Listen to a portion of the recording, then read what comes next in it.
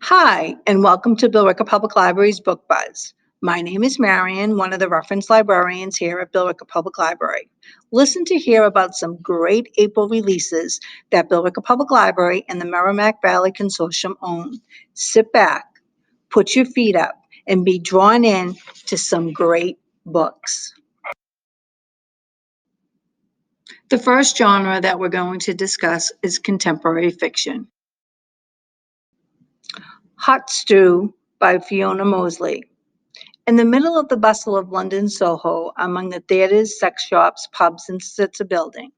It isn't particularly assuming, but it's a prime piece of real estate, and a young millionaire, Agatha Howard, wants to convert it into luxury condos as soon as she can and kick out all of the tenants. The problem is, the building in question houses a brothel, and Precious and Tabitha, two of the women who live and work there, are not going to go quietly.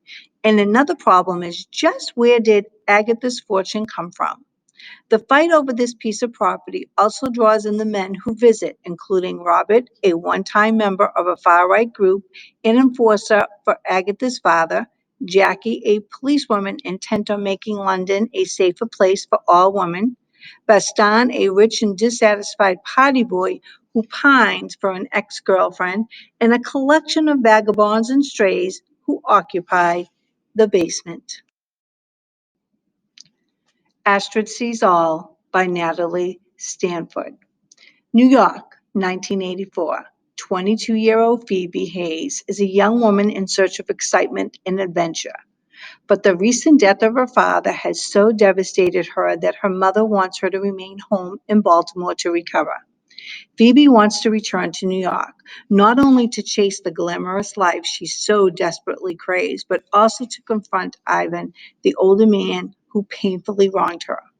With her best friend Carmen, she escapes to the East Village, disappearing into the underworld haunted by artists, its girls and the lost souls trying to party their pain away.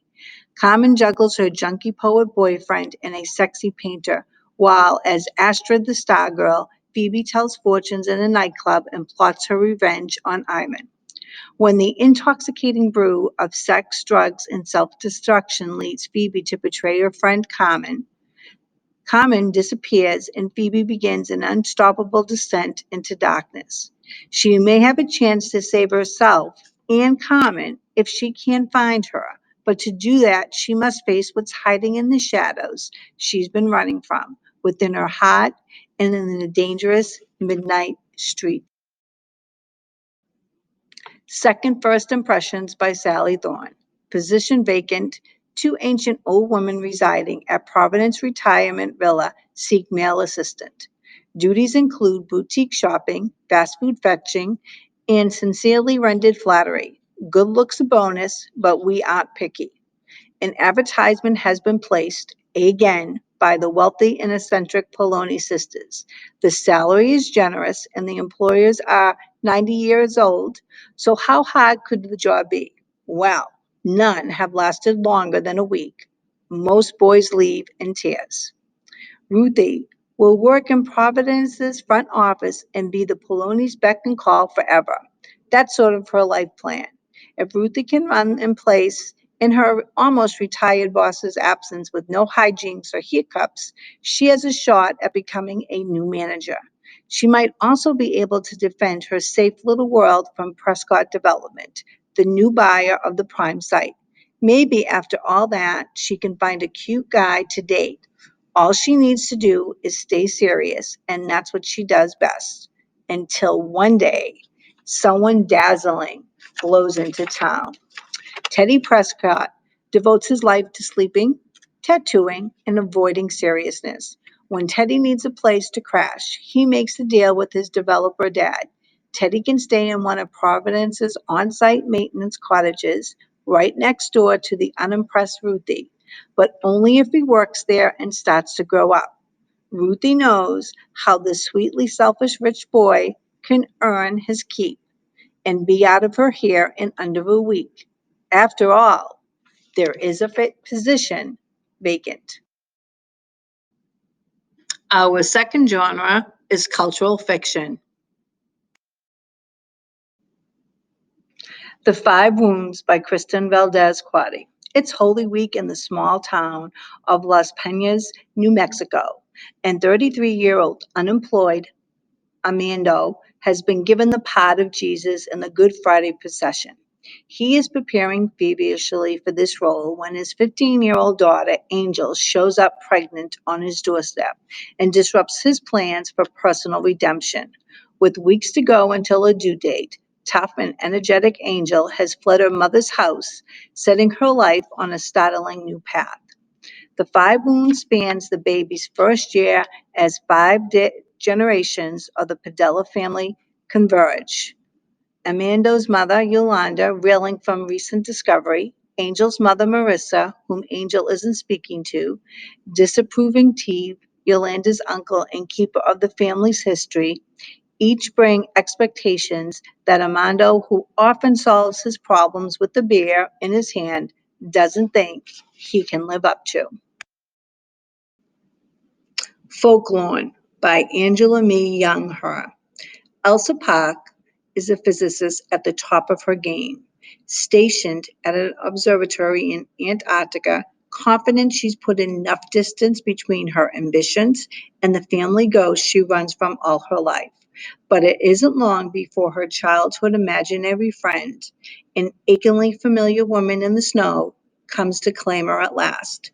Years ago, Elsa's now mother had warned her that the women of their line were doomed to repeat the narrative lives of their ancestors from the Korean myth and legend. But beyond these ghosts, Elsa also faces a more earthly fate, the mental illness and trauma that run in her immigrant family, a sickness no less ravenous than the ancestral curse hunting her. When a mother breaks her decade-long silence and tragedy strikes, Elsa must return to her childhood home in California. There, among family wrestling with their own demons, she unravels the secrets hidden in the handwritten pages of her mother's dark stories, of woman's desire and fury, of a magic suppressed, stolen, or punished, or the hunger for vengeance. Of Woman in Salt by Gabriela Garcia. In present day Miami, Jeanette is battling addiction. Daughter of Carmen, a Cuban immigrant, she is determined to learn more about her family history from her mother and makes a snap decision to take in the daughter of a neighbor detained by ICE. Carmen, still wrestling with trauma of displacement, must process her difficult relationship with her own mother while trying to raise a wayward Jeanette. Steadfast in her quest for understanding, Jeanette travels to Cuba to see her grandmother and reckon with secrets from the past destined to erupt. Our third genre is historical fiction. The Girls in the Stilt House by Kelly Mustang. Ada promised herself she would never go back to Trace, to her hard life on the swamp and her harsh father. But now, after running away to Baton Rouge and briefly knowing a different kind of life, she finds herself with nowhere to go but back home, and she knows there will be a price to pay with her father. Matilda, daughter of a sharecropper, is from the other side of Trace, doing what she can to protect her family from the whims and demands of some particularly callous locals is an ongoing struggle. She forms a plan to go north, to pack up the secrets she's holding about her life in the South and hang them on the line for all to see in Ohio. As the two girls are drawn deeper into a dangerous world of bootleggers and moral corruption, they must come to terms with the complexity of their bond and a hidden past that links them in ways that could cost them their lives. Leonora in the Morning Light by Michaela Carter. 1940, a train carrying exiled German prisoners from a labor camp arrives in southern France. Within moments, word spreads that Nazi capture is imminent, and the men flee for the woods, desperate to disappear across the Spanish borders. One stays behind, determined to ride the train until he reaches home, to find the woman he refers to as simply her. 1937, Lenora Carrington is a 20-year-old British socialite and painter dreaming of independence when she meets Mac Ernst, an older married artist whose work has captivated Europe. She follows him to Paris into the vibrant, revolutionary world of studios and cafes where rising visionaries of the Surrealist movement like Breton, Picasso, Miller, Ray, Dali are challenging conventional approaches to art and life. Inspired by their freedom, Lenora begins to experiment with her own work, translating vivid stories of her youth onto canvas and gaining recognition under her own name. It is a bright and glorious age of enlightenment until the shadow of war looms over Europe and headlines emerge denouncing Max and his circle as degenerates, leading to his arrest and imprisonment. Left alone, as occupation spreads throughout the countryside, Lenora battles terrifying circumstances to survive, reawakening past demons that threaten to consume her. Our fourth genre is fantasy.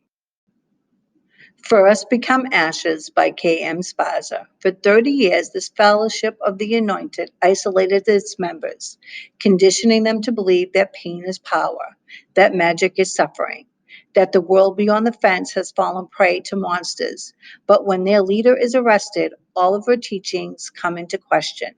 Those touched by the fellowship face a choice. How will they adjust to the world they were taught to fear? How would they relate to the cult's last crusade or lock? For Cain, survival means rejecting the magic he and his lover suffered for. For Devon, the cult's collapse is an opportunity to prove they are worth as much as their anointed brother. For Calvin, Locke is the alluring embodiment of magic he's been seeking his entire life. But for Locke, the fellowship isn't over. Before he can begin to discover himself and heal a lifetime of traumas, he has a monster to slay. Malice by Heather Walter. Once upon a time, there was a wicked fairy who, in an act of vengeance, cursed a line of princesses to die. A curse that could only be broken by a true love's kiss. You've heard this before, haven't you? The handsome prince, the happily ever after, other nonsense. Let me tell you, no one in Briar actually cares about what happens to its princesses. Not the way they care about their jewels and elaborate parties and charm granting elixirs. I thought I didn't care either until I met her. Princess Aurora, the last heir to the Briar's throne, kind and gracious, the future queen her realm needs, one who isn't bothered that I am at least the dark race, feared for the mysterious dark magic that runs in my veins, humiliated and shamed by the same nobles who pay me to bottle hexes and then brand me a monster. Aurora says I should be proud of my gifts, that she cares for me, even though a power like mine was responsible for her curse. But less than a year until the curse will kill her, any future I might see with Aurora is swiftly disintegrating, and she can't stand to kiss yet another insipid prince.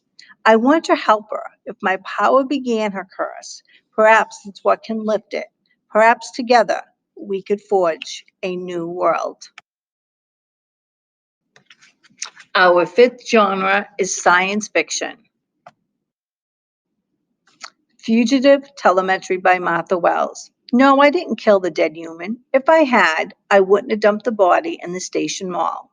When Murderbot discovers a dead body on Preservation Station, it knows it's going to have to assist station security to determine whose body was, how they were killed. That should be relatively straightforward at least. And why? Because apparently that matters to a lot of people who knew. Yes, the unthinkable is about to happen. Murderbot must voluntarily speak to humans again. The End of Men by Christina Srinivas.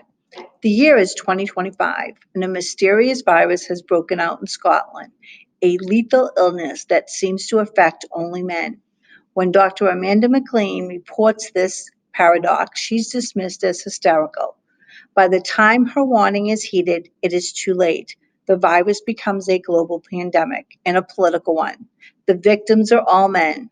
The world becomes alien, a woman's world. What follows is the immersive account of the women who have been left to deal with this virus's consequences, told through first person narratives. Dr. McLean, Catherine, a social historian determined to document the human stories behind the male plague. The intelligence analyst Dawn, tasked with helping the government forge a new society. And Elizabeth, one of the many scientists desperately working to develop a vaccine. Through these women and others, we see unaccountable ways the absence of men has changed society. From the personal, the loss of husbands and sons, to the political, the changes in the workforce, fertility, and the meaning of family. Our sixth genre is mystery and suspense. Murder at Wedgefield Manor by Erica Ruth Nevada, England, 1926. Wedgefield Manor, deep in the Essex countryside, provides a welcome rest stop for Jane and her matchmaking Aunt Millie before her return to America. When Millie spends time with her long-lost daughter Lillian and their host, Lord Hughes, Jane fills the hours devouring mystery novels and taking flying lessons, much to Millie's disapproval. But any danger in the air is eclipsed by tragedy on the ground when one of the estate's mechanics, Air Force veteran Simon Marshall, is killed in a motorcar collision. The sliced brake cables prove this was no accident. Yet, was the intended victim someone other than Simon? The house is full of suspects, visiting relations, secretive servants, strangers prowling the grounds at night, and also full of targets. Mr. Redevers, who helped Jane solve a murder in Egypt, arrives on the scene to once more offer his assistance. It seems that everyone at Wedgefield wants Jane to help protect the Hughes family. But while she searches for answers, is she overlooking a killer hiding in plain sight? Fresh Brew Murder by Emmeline Duncan. Portland is famous for its rain, hipsters, craft beers, and coffee. Sage Kaplan has high hopes for her coffee cart, Ground Rules, which she runs with her business partner, Harley, a genius at roasting beans and devising new blends. That's essential in a city where locals have tensely strong opinions about cappuccino, especially in the case of one of Sage's very first customers. Sage finds the man body in front of her cot, a fatal slash across his neck. There's been plenty of anger in the air from longtime vendors annoyed at Ground Rules taking a coveted spot in the food truck lot to protesters demonstrating against a new high rise. But who was mad enough to commit murder? Sage is already fending off trouble in the form of her estranged con artist mother, who's trying to trickle back into her life. But when Sage's very own box cutter is discovered to be the murder weapon, she needs to focus on finding the killer fast before her business and her life come to a bitter end. The Venice Sketchbook by Rise Bowen. Carolyn Grant is struggling to accept the end of her marriage when she receives an unexpected bequest. Her beloved great aunt Letty leaves her a sketchbook, three keys, and a final whisper, Venice.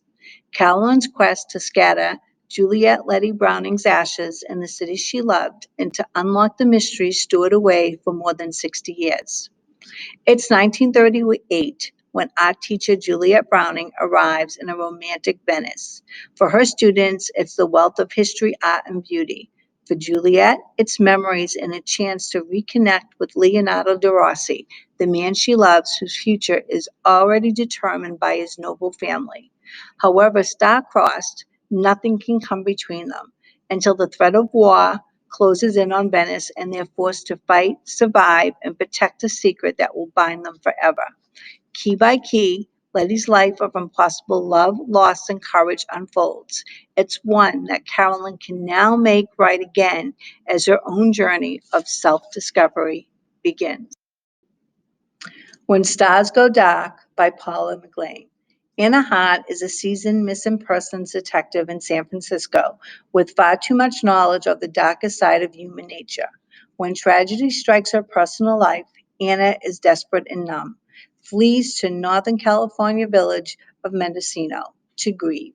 She lived there as a child with her beloved foster parents, and now she believes it might be the only place left for her. Yet, the day she arrives, she learns that a local teenage girl has gone missing. The crime feels frighteningly reminiscent of the most crucial time in Anna's childhood, when the unsolved murder of a young girl touched Mendocino and changed the community forever. As past and present collide, Anna realizes that she's been led to this moment. The most difficult lessons of her life have given her insight on how victims come into contact with violent predators.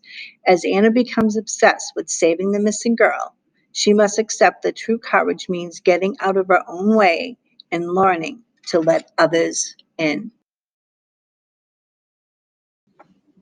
Our seventh genre is thrillers. The Night Always Comes by Billy Walton.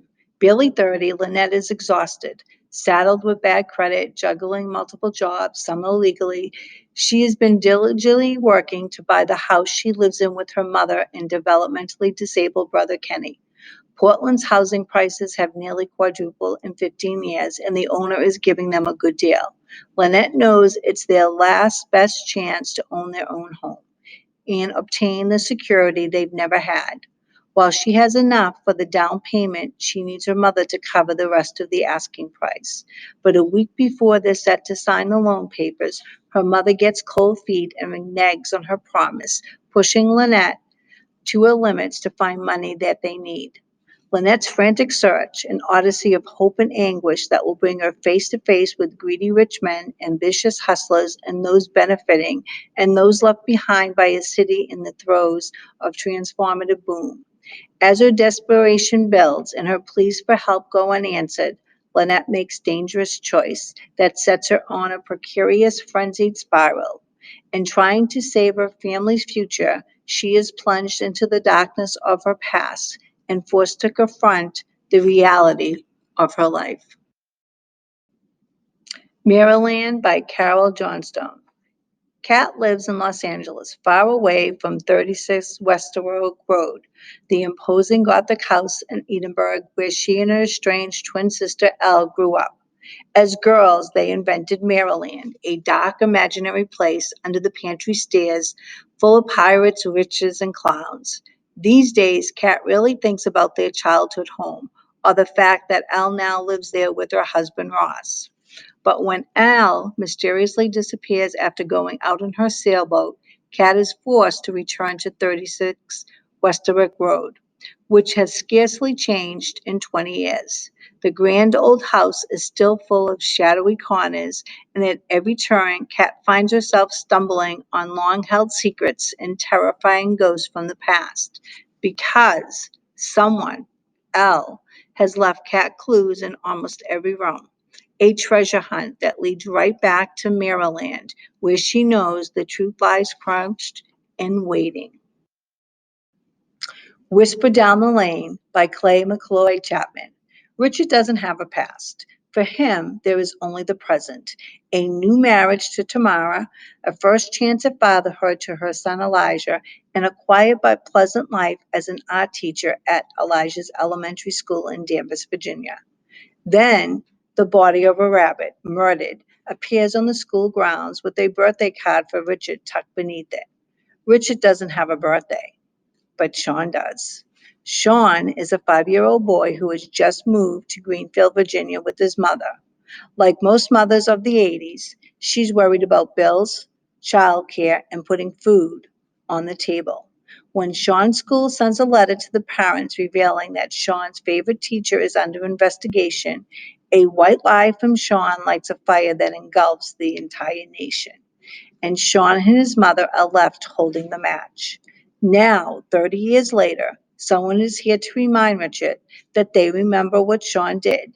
And though Sean doesn't exist anymore, someone needs to pay the price for his lies. Mother May I by Jocelyn Jackson. Growing up poor in rural Georgia, Bree was warned that the world was a dark and scary place.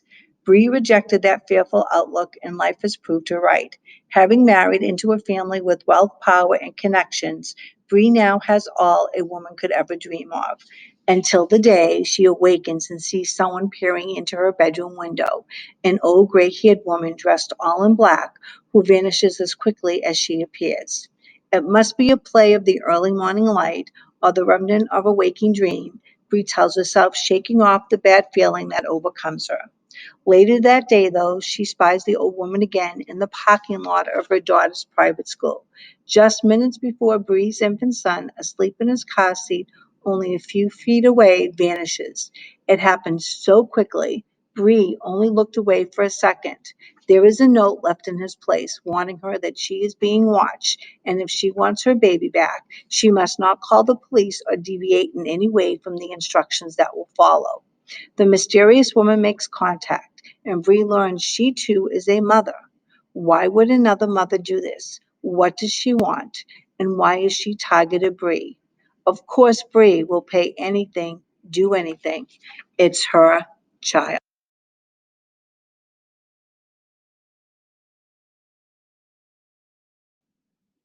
The Revelations by Eric Hull. Monday, Kirk wakes up, once a rising star in neuroscience. Kirk is now homeless, broken by his all consuming quest to find a scientific theory of consciousness. But when he's offered a spot in a prestigious postdoctoral program, he decides to rejoin society and vows not to self destruct again.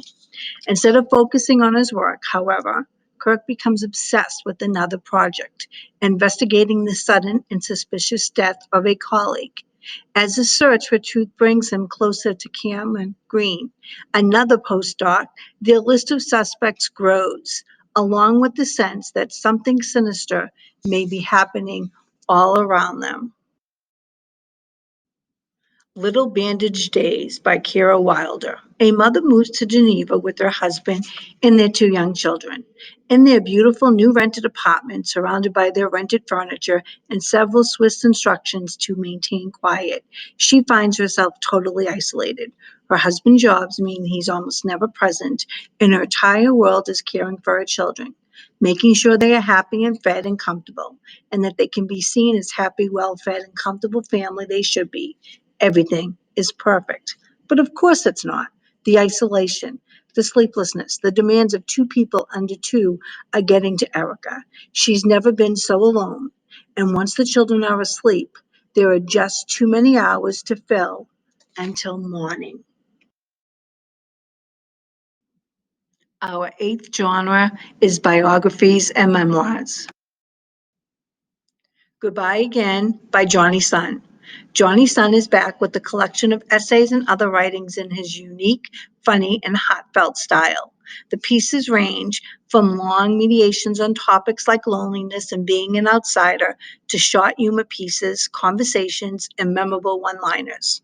Johnny's honest writings about his struggles with feeling productive, as well as his difficulties with anxiety and depression, will connect deeply with his fans as well as anyone attempting to create in our crazy world. Finding Freedom by Erin French. Long before the Lost Kitchen became a world dining destination, with every seating filled the day the reservation book opens each spring, Erin French was a girl roaming barefoot on a 25-acre farm, a teenager falling in love with food while working the line at her dad's diner, and a young woman finding her calling as a professional chef at her tiny restaurant tucked into a 19th century mill. The memoir, a classic American story, invites readers to Erin's corner of her beloved Maine to share the real person behind the girl from Freedom fairy tale and the not so picture perfect struggles that have taken every ounce of her strength to overcome that makes Erin's life triumphant. Beeswang by Richard Thompson. Known for his brilliant songwriting, his extraordinary guitar playing, and his haunting voice, Thompson is considered one of the top 20 guitarists of all time. In the songwriting alongside Bob Dylan, Paul Simon, and Randy Newman. Now, in his long awaited memoir, the British folk musician takes us back to the late 60s, a period of great change and creativity, both for him and for the world at large. Thompson's packed more than a lifetime of experiences into his late teens and 20s during the pivotal years of 1967 to 1975. Just as he was discovering his passion for music, he formed the band Fairpoint Convention with some schoolmates that helped establish the genre of British folk rock. That led to heady period of songwriting and massive tours, where Thompson was also on the road in both the UK and the US. Thompson's left to form a duo act with his wife Linda, and as he writes, we rarely hear his discovery and ultimate embrace of surfism dramatically reshaped his approach to music, and of course, everything else. I Am a Girl from Africa by Elizabeth Nyamu.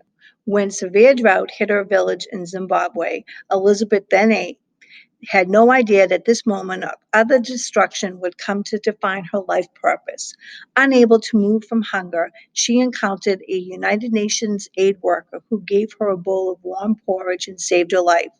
This transformative moment inspired Elizabeth to become a humanitarian, and she vowed to dedicate her life into giving back to her community, her continent, and Blood and Treasure by Bobby Drury and Tom Claren. It is the mid 18th century, and in the 13 colonies founded by Great Britain, anxious colonists desperate to conquer and settle North America's first frontier beyond the Appalachian Mountains commence a series of bloody battles. These violent conflicts are waged against the Native American tribes whose lands they covet, the French, and finally against the mother country itself in the American Revolution, destined to reverberate around the world. This guide to this epic narrative is America's first and arguably greatest pathfinder, Daniel Boone, the flesh and blood frontiersman and the Revolutionary War hero whose explorations into the farthest frontier beyond the great mountains would become the stuff of legends. Unstoppable by Joshua M. Green. While American teens were socializing in ice cream parlors, Siggy was suffering beatings by Nazi hoodlums for being a Jew and was soon deported along with his family to the darkest place the world has ever known, Auschwitz. Siggy used his wits to stay alive, pretending to have trade skills the Nazis could exploit to run the camp. After 2 death marches and near starvation, he was liberated from Camp Mauthausen when he went to work for the U.S. Army hunting Nazis, a service that earned him a visa to America. On arrival, he made 3 vows: to never go hungry again, to support the Jewish people, and to speak out against injustice. He earned his first dollars shoveling snow after a fierce blizzard. His next job was laboring in toxic sweatshops. From these humble beginnings, he became president and chairman and a CEO of the New York Stock Exchange listed oil company and grew full service commercial bank to more than $4 billion in assets. Our last genre is nonfiction. Bicycling with Butterflies by Sarah Dykman. Outdoor educator and field researcher Sarah Dykman made history when she became the first person to bicycle alongside monarch butterflies on their storied annual migration, a round-trip adventure that included 3 countries and more than 10,000 miles. Equally remarkable is she did it solo, on a bike cobbled together from used parts. Her pianos were recycled buckets.